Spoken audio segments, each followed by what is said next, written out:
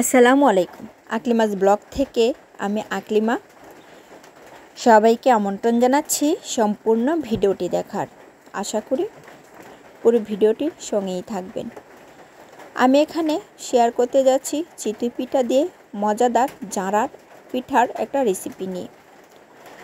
এখানে আমি নিয়েছি চিতই পিঠাগুলো আমি বানিয়ে নিয়েছি, আর নিয়েছি দুধ।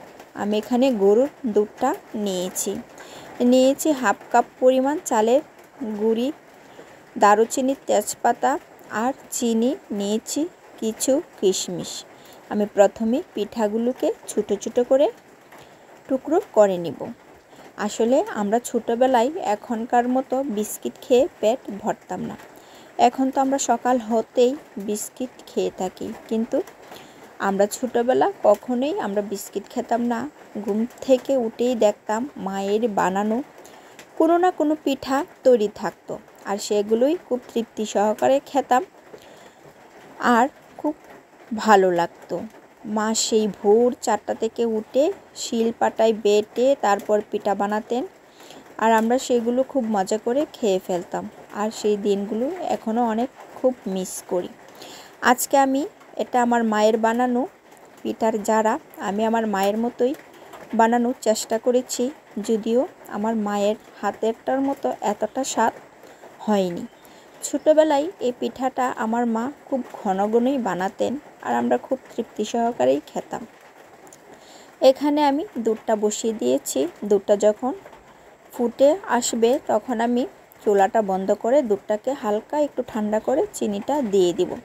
এতে করে দুধটা ছানা কাটার সম্ভাবনা কম থাকে। আমি চিনিটা দিয়ে দিয়েছি, আর এখন বলক উঠে এসেছে। এর মধ্যে দারুচিনি আর তেজপাতাগুলো দিয়ে দিব, দিয়ে আবারও কয়েকবার ফুটিয়ে নিব। এভাবে কয়েকবার ফুটানো হয়ে গেলে আমি এর মধ্যে টুকরো করে রাখা পিঠাগুলো দিয়ে দিব। আমি সবগুলো পিঠা দিয়ে দিচ্ছি, দিয়ে একটু নেড়ে ছেড়ে দিব। এখানে আমি একে একে সবগুলো পিঠাই দিয়ে দিচ্ছি, একটু নেড়ে ছেড়ে দিচ্ছি।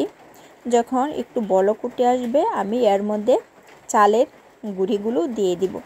আমি এখানে চালের গুঁড়িগুলো অল্প অল্প করে দিব, একেবারে সবটা দিব না। অল্প অল্প করে দিয়ে বলক উঠিয়ে নিব, তারপর আরেক বলকে আবার অল্প একটু দিয়ে দিব। এভাবেই আমি সবটা গুঁড়ি দিয়ে দিব। এতে করে পিঠাটা ভালো হবে, দলা পাকাবে না। তাই প্রতি বলকে বলকে এই গুঁড়িগুলো দিতে হবে। এখানে আমার গুঁড়িগুলো প্রায় দেওয়া হয়ে গেছে, আমি একটু নেড়ে ছেড়ে দিচ্ছি। এখন এটা প্রায় হয়ে গেছে। আমি এর মধ্যে ফ্লেভারের জন্য দিয়ে দিব কিছু কিশমিশ। আমি কিশমিশগুলো দিয়ে দিচ্ছি, দিয়ে একটু নেড়ে ছেড়ে দিব। এ পর্যায়ে আমি পিঠাটা নামিয়ে নিব। আলহামদুলিল্লাহ, হয়ে গেল মজাদার স্বাদের চিতই পিঠার জাঁড়া। আর এই পিঠাটা খেতে অসম্ভব রকমের ভালো লাগে। সকালে কিংবা বিকালে এটা খেলে একটু ক্ষুধা ক্ষুধা থাকে, তখন খুব ভালো লাগে। আমার কাছে তো এই পিঠাটা খেতে অসম্ভব ভালো লেগেছে। আজ এই পর্যন্তই। আল্লাহ হাফেজ।